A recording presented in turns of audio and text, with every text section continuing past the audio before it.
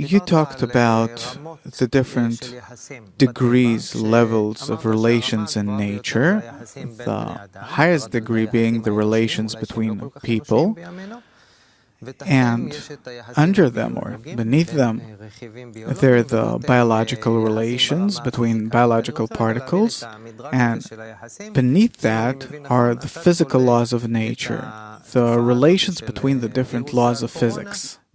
From what I understand, you're saying that the coronavirus is a result of the lack of the right, correct connection between us. Between us who? Human beings.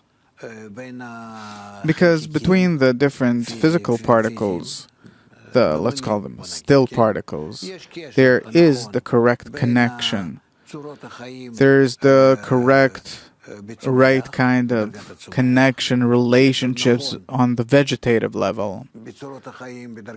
The right and correct relationships on the animate level.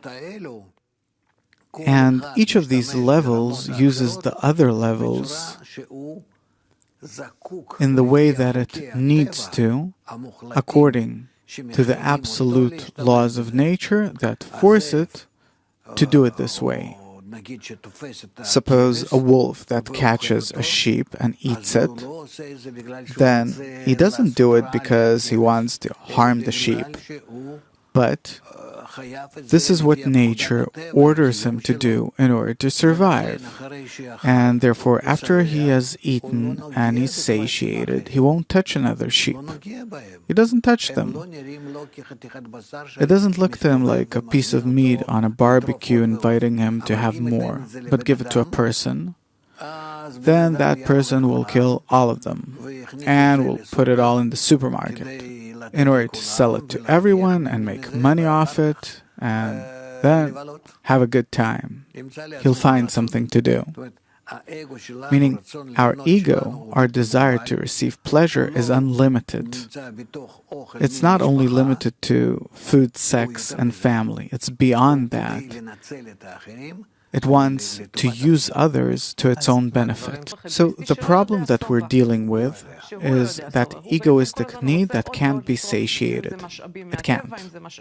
It wants more and more all the time, whether it's natural or human resources, but to use everything that it can to its own benefit. But nature, which is a global integral mechanism that exists in and of itself, disagrees to it. It disagrees. Just like a tree doesn't agree that I'll break it now. Meaning it resists. Yeah. So, against this human behavior, it creates different, let's call them antibodies, not allowing us to break into its systems